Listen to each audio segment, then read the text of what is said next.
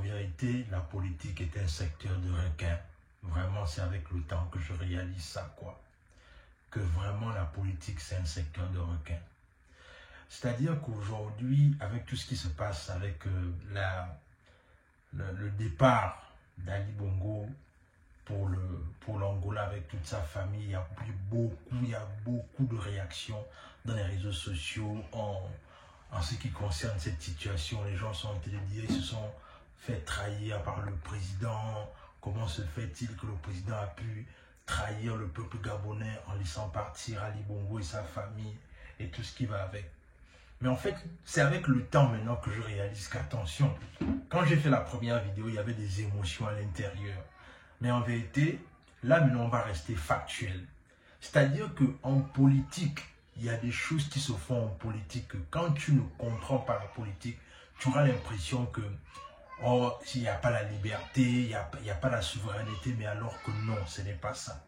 Vous pensez que tous les pays, tous les chefs d'État africains qui sont venus récemment au Gabon pour assister à l'inauguration d'Oligui et pour pouvoir venir négocier la sortie d'Ali Bongo, vous pensez que c'était pour rien?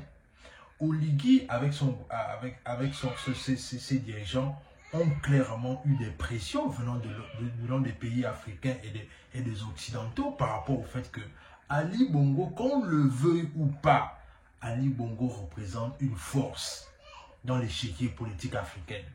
Et c'est la raison pour laquelle, si on ne peut pas comprendre ça, on ne peut pas comprendre même c'est quoi la politique africaine. Et ce qui est intéressant, c'est que Chamberlain, qui est quelqu'un que j'aime beaucoup, a bien exposé cela en fait. Regardez un peu ce qui suit. Non, faut pas aller jusque-là, tout de même.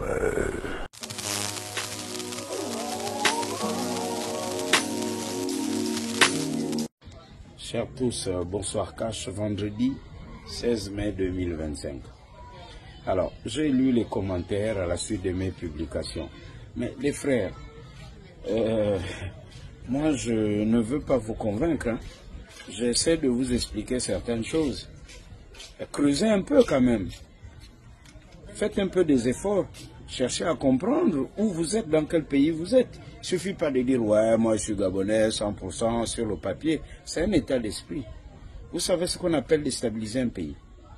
À cause d'un individu, d'une personne, de son épouse et de son fils. Vous savez ce qu'on appelle déstabiliser un pays. Vous connaissez le Gabon? On produit quoi? Qui gérait le Gabon quand M. Ali Bongo est tombé malade? Vous savez qui c'était? Avant qu'Oligui Nguema n'arrive au pouvoir, le Gabon était connecté à quel pays? Vous savez qui gérait les frontières du Gabon? Si le Gabon avait des avions pour contrôler et surveiller ses frontières, terrestres et aériennes, tout ceci arrive et démontre que nous ne connaissons même pas le pays dans lequel on est. On ne connaît pas le Gabon. On sait que oui, c'est le Gabon, c'est 9 provinces, G1, G2 jusqu'à G9.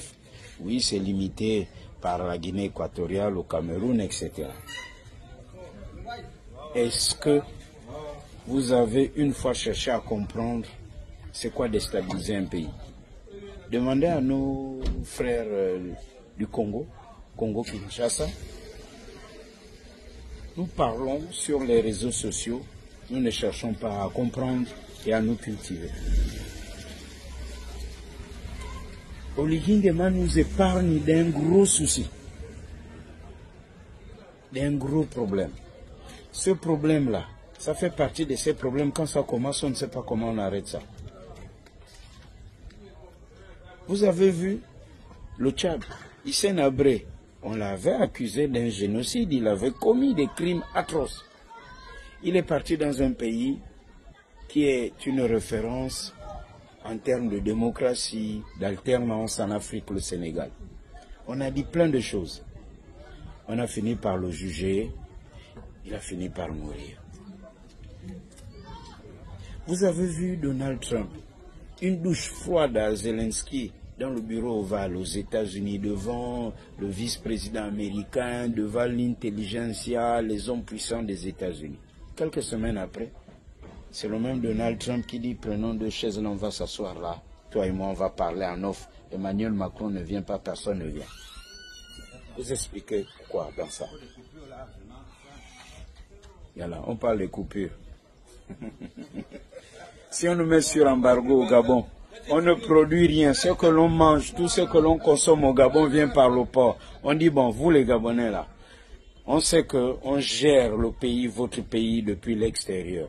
Comme au Liguingema, on veut négocier. Si vous voulez récupérer la souveraineté du Gabon, voici nos conditions. Si vous ne voulez pas, on se dame. Nous au Gabon, on peut. C'est un exemple que je prends. Maintenant, si Oligui estime, par exemple, c'est un exemple, je ne veux pas dire que c'est ça, que je ne veux pas que mon pays rentre en guerre ou qu'on nous fasse la guerre, on n'est pas nombreux. On n'a pas les moyens. Ok. À cause peut-être d'un individu. Ok. Comme make noise ou make noise, c'est votre code. Allez-y, on a le temps.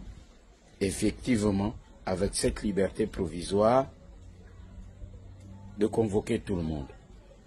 Entre le temps, pour nous, de récupérer ce qu'on doit récupérer pour travailler notre pays, parce qu'il faut payer les bourses, il faut construire les routes, les hôpitaux et tout ça. Et l'idée de se dire que bon, celui-là, pas de liberté provisoire, sa femme est malade, parce qu'il y a aussi les données à caractère personnel. Vous voulez qu'on vous dise exactement la maladie de sa femme? Qu'on ne les aime pas. Il a été président et l'Union africaine fonctionne pour lui parce qu'il est dans les réseaux. Et je suis convaincu, et ça le démontre, que plusieurs Gabonais savaient qu'Ali Bongo était président, quand on disait qu'il gérait mal, mais plusieurs Gabonais ne savaient pas dans quoi Ali avait enfermé le Gabon. Ce pays n'était plus géré au Gabon. Voilà la vérité. Si vous ne l'avez pas compris, on est dans l'émotion des réseaux sociaux, on ne comprend pas la politique. On ne fait que commencer. Vous dites déjà, on nous a trahis. Ah bon? Mais enfin, ok. Si on dit, c'est un exemple, au Gabon, on vous fait la guerre. On accepte la guerre ou pas? On produit quoi? On meurt. 1 million, combien, je ne sais pas combien on est. En une semaine, est-ce qu'on va tenir? À bon entendeur, ça lui cache. Beaucoup plus de discernement cache. Comme vous l'avez pu bien le constater, la vérité est là, elle est claire. C'est que, en vérité, quand on dit que le pays est dirigé, les gens pensent qu'on blague quand on dit que le pays est dirigé, mais alors que c'est une vérité. Hein. Parfois, même nos pays africains sont dirigés par des pays même qu'on n'a même pas idée, en fait. C'est-à-dire que, et comme il disait dans la vidéo, c'est que la plupart du temps, on pense seulement que le fait de dire qu'on est Gabonais, qu'on est fier, ça suffit. Non. Parfois même, il y a les alliances qui sont faites avec certains pays dont on n'a même pas la mesure, en fait. Et je pense que la situation qui s'est passée avec l'Angola n'est qu'une preuve, en fait, de plus par rapport à cela. C'est qu'en vérité, quand on dit que nous sommes des pays souverains, quand on dit que nous sommes des pays libres, en fait, liberté, souveraineté, c'est juste des 20 mots, en fait. C'est juste des 20 mots. Et moi, je pense que clairement, encore une fois, je pense clairement qu'il y a beaucoup de choses à régler dans cette situation, mais il ne faut pas oublier une chose, c'est que le président de la République, certainement, je ne pense pas qu'Oligui a pris cette décision-là de guetter le cœur, non. Je pense clairement qu'il y a eu des échanges, certainement, qui se sont faits dans le sens là, parce que j'ai cru entendre que on a récupéré certains fonds que la famille Bongo avait volés, on espère. Donc, il y a ça, et il y a aussi le fait qu'il y a la pression qui est venue des pays africains, notamment l'Angola, et la communauté internationale, et notamment l'Union africaine. Parce qu'il faut savoir une chose, c'est que pour que le Gabon revienne dans l'Union africaine, certainement, il y a eu ça comme condition, mais on ne veut pas seulement dire. Et c'est là où je dis souvent que la communication est un véritable problème en ce qui concerne la politique gabonaise actuellement, c'est que les nouvelles autorités en place ne veulent pas bien communiquer. Et comme les nouvelles autorités qui sont en place ne veulent pas bien communiquer, il y aura toujours ce problème-là, là où en fait les gens vont débiter n'importe quoi dans les réseaux sociaux.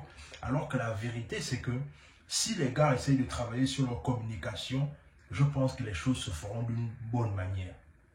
Dis-moi ce que ça t'inspire dans les commentaires, mais arrêtons d'être émotifs. En politique, il n'y a pas d'émotion. Ce ne sont que les intérêts. Et ce sont simplement ce qui compte. Il n'y a pas d'émotion, il n'y a pas du fait que non, Ali Bongo devait être en prison. Non, ce n'est pas une question de devait, c'est une question de négociation. Et ensuite, il y a des deals qui se font derrière.